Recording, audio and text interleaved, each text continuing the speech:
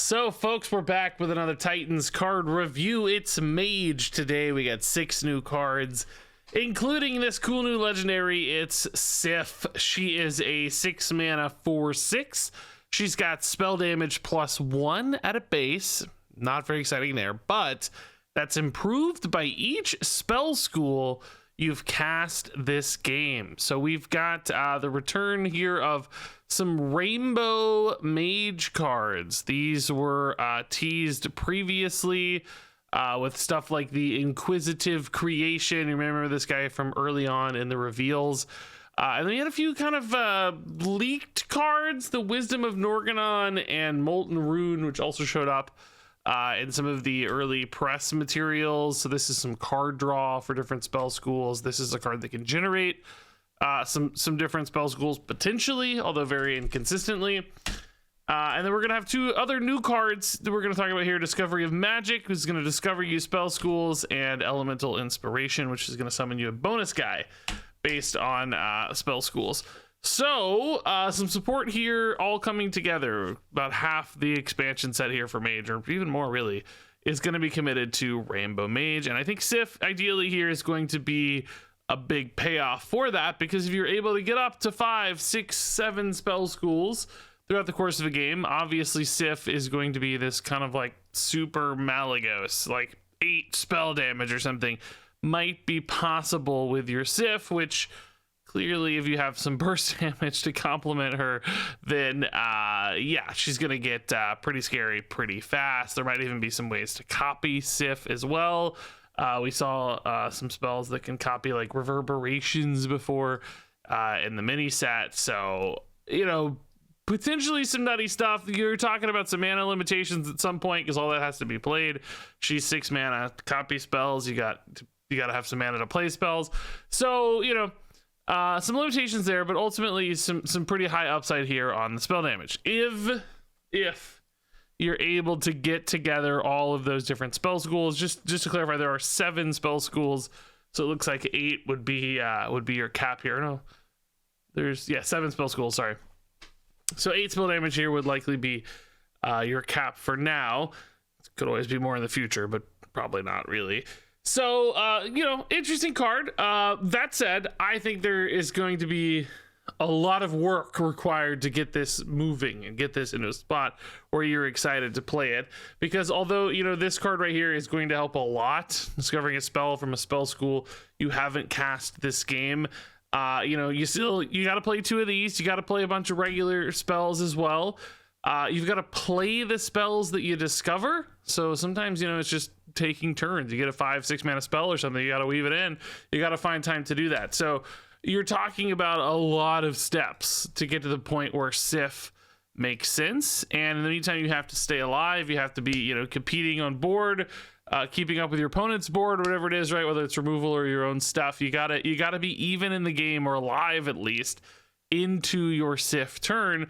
And then you still have to piece together some kind of OTK combo out of it as well if you're trying to win the game on the back of Sif. So you need to have burst damage in hand or generated. You need to have a bunch of random spell schools that you've generated throughout the course of a game. You got to have your own spells that you're casting and playing.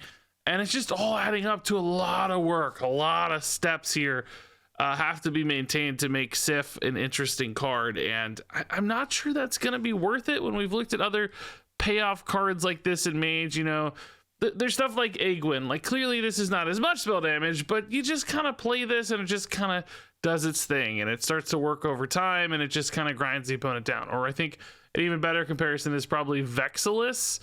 If you look at Vexillus here, let me pull up our buddy Vexillus, right?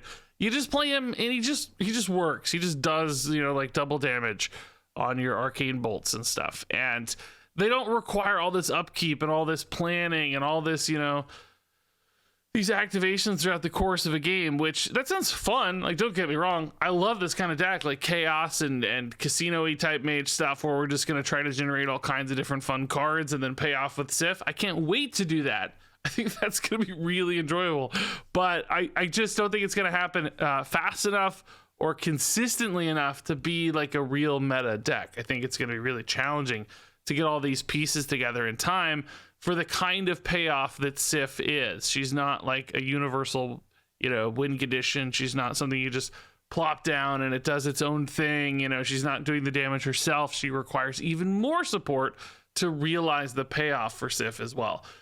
So a lot of limitations there. Now, that said, as always, big numbers sometimes just win. Big numbers become worth it. So with some additional mana discounts, with some copying effects, maybe this still just gets there. So, I don't want to write it off totally, but I think it has some real limitations and some real challenges to overcome.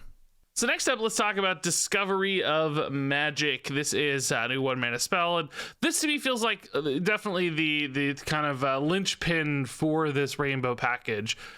This one's pretty cool. Discover a spell from a spell school you haven't cast this game, and that can of course be from any class, otherwise it would be pretty limited pretty fast for Mage.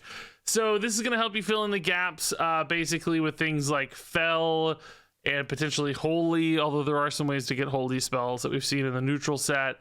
What are our other spell schools? Nature's a little bit tough for Mage. Shadow maybe as well. There's some Shadow stuff in Mage, but Arcane, Fire, and Frost definitely are the three main ones. So, you have to ask, like, number one, are you excited to get these spell schools? I think Fell has some good cheap stuff from Demon Hunter you're probably fine with. Shadow has some good stuff from Priest. Holy, I mean, it's got good cards. It's maybe a little more inconsistent for what your game plan might be, but still plenty of options for Holy. So, I think you won't be sad to do this. The overhead at 1 mana is not very high, so you're weaving this into turns okay. Hopefully you can find a card that's at least useful for you and cheap enough to get it moving into the Sif a little bit faster.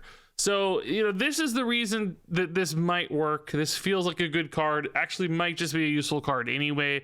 Things like Romath also exist to support a card like this one. So this has some utility both in a Sif Rainbow deck, but also probably some utility outside of that as well. So this card actually looks pretty good comparatively, I think, to the entire package. I see this one a little bit more favorably.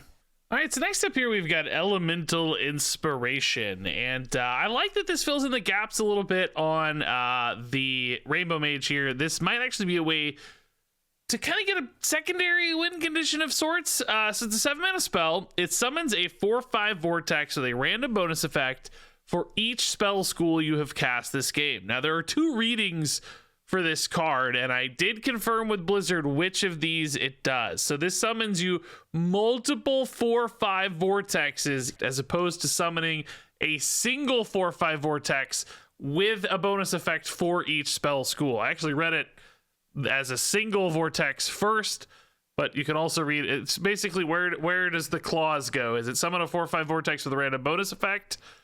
Pause for each spell school, or is it summon a 4/5 vortex, pause, with a random bonus effect for each spell school?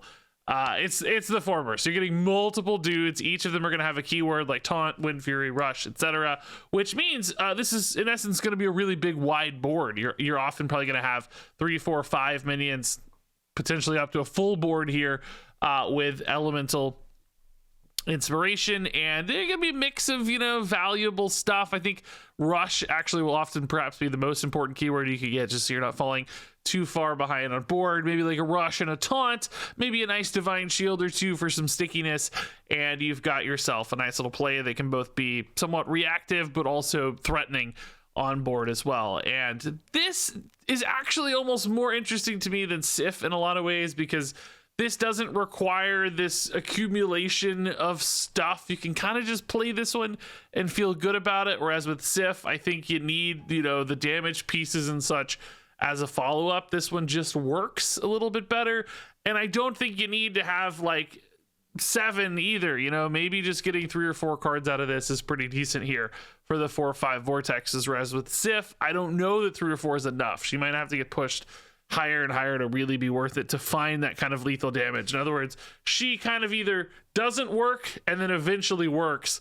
This has a spectrum of working. It can kind of work at various levels, so you don't need to hit that exact threshold or breakpoint like you do with Sif. So I do like this one a little bit more, and feels like, I think, a more consistent reason to run this deck and as a payoff. So this gives me a little bit more hope for this archetype, although still seems like it might end up being more on the fun or clunky side than the like super consistent powerful side. So moving on here, we've got a little bit of an elemental package. This is the Aqua Archivist. Yes, I know you want me to say Archivist, but I don't want to be wrong. So we're going to say Archivist. The comments are inflamed. People are going to be raging. It's a 2-mana 2/2 elemental with Battlecry. The next elemental you play costs 2 less. So here is a way to potentially kind of get a free 2/2 is one way to look at this, where you just kind of weave this in and it's a bonus 2/2 that you're able to pass this cost into your next card. But also, of course, this can be a way to cheat a bigger elemental into play sooner. If you have some big awesome 7-mana elemental payoff, then it's going to cost 5 instead. When we look at Mage right now, we've got a little bit of an elemental package in standard format. Let me pull these up real fast. But not much, right? These are currently the elementals in Mage. Pretty limited. There's also the card that generates you elementals, but those are also fairly low cost. So nothing in Mage that's exciting to cheat out. If we look at neutral elementals instead, we are getting new stuff like the Flame Revenant here, which can support elementals. And then the big boys, decent. I don't know that cheating out a Ragnaros feels that good. I don't think one Amalgam Band's going to feel very good. Neptulon's cool, but an 8-mana Neptulon still comes along pretty late in the scheme of things. So I don't actually really see the sort of things I'm quite excited to cheat out. And I don't think getting a free 2/2 committing to a full elemental package feels particularly worth it either. So right now this card seems to come up a little short for me. I don't think the Elemental Mage has that critical mass necessary to look like a real deck. This is one of those, maybe you pocket this one for a while, some more elementals come out down the road, and the Archivist makes a lot more sense. But for now, this does indeed look like a fairly low utility card. So we've also got the Unchained Gladiator here. This is another elemental, 4/4 this time, for 4 mana, and Battlecry, draw a card, repeat for each elemental you played last turn. So this does feel like a much better payoff for your elementals. This could be at a base the okay card. 4 mana 4/4 draw cards just fine, but I think as soon as you get the 2 cards here, this starts to feel pretty good. And then any more than that, 3 or 4, actually a pretty insane result. So being able to chain together a couple Aqua Archivists, boom boom into this guy is actually a pretty insane 4 mana play. You could have a turn 4 where you play a 2/2, a 2/2, and a 4/4 that draws you. Well, this is the last turn though, because it's an elemental card. So, well, you can still do that. Play these on 2 together, and then play this guy on 3, maybe even with another card alongside it. That's still pretty good. That's definitely not a bad line. But of course you need more elementals still. You're not going to always have that exact perfect set of elementals in hand. You need to add more consistency, more ways to reliably activate this. So again, this is a little bit beholden to the deck and the package as it stands right now. We did get the elemental generation card I teased a moment ago in Mage that of course grabs you a few elementals. Let me just pull that up so we can acknowledge it. Synthesize here came out in Festival of Legends. This adds some elemental consistency, but you're not going to want to build an entire deck around 3 random elementals just because of a decent card draw card. So once again, solid card here, I would say, but needs more help, needs more support. For now, probably not going to be very good. So finally here, we've got the Chill-O-Matic. This is a 2 mana 2/3 magnetic and frees any character damaged by this minion. Which this is basically the Snow Chugga of old. If you guys remember that card from forever ago, you may not. But this just adds magnetic onto Snow Chugga, which I think if you're playing this on normal mechs and taking trades into stuff, you probably don't feel all that excited about it. The freeze upside may not be that good. If you had a little 1/1 with Rush or something on it, sometimes that might be useful. I think it's more useful to hit face, because if your opponent has a weapon you're trying to lock down, for instance, this could be a great way to shut down your opponent's face attacks. But even more importantly, perhaps, is a card like Mecha Shark. In Mage, if you use this on Mecha Shark, the 3 damage pings here, they're randomly splitting off and arcane missiling people. That could actually freeze out an entire board if you're unable to clear it with your Mecha Shark right away, which particularly in a board-based battle where your opponent maybe doesn't have the removal for Mecha Shark, you're perhaps building, a 6 health Mecha Shark that's freezing the board every turn. That could be a pretty cool play that wins you board-based matchups.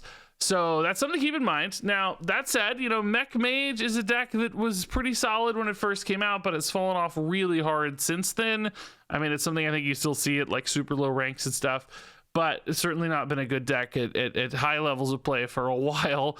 I don't feel like this card is enough to change that, right? This one addition to the archetype doesn't come in and do enough. So are the neutral cards in Titans that are mechs going to be enough to bring Mech Mage back to life? I don't think it's impossible. We definitely got some good mechs in Titans, but it's still asking a lot. Like it's a pretty board-based, pretty straightforward archetype. It may not be quite enough to get there. So solid, interesting card in some ways, but again, a little bit tied to the fate of its package and its archetype, which might be what really holds this one back. I'm afraid for all of these mage cards a little bit that the decks they're built to support just aren't going to be competitive enough to get these played. Sif is a 3-star card. Discovery of Magic is a 4-star card. Elemental Inspiration is a 4-star card. Aqua Archivist is a 3-star card. Unchained Gladiator is a 4-star card. Chill-O-Matic is a 3-star card. And there you go, folks. Do you think Sif and Rainbow Mage are going to be a good deck? Can they get there fast enough? Can they get there consistently enough? And is the payoff going to be good enough here for Sif? I mean, listen, 8 spell damage is insane, right? Like, that's really good, but it's a lot of work, man. A lot of work. So curious to hear your thoughts. Thanks so much, as always, for watching. And until next time, game on.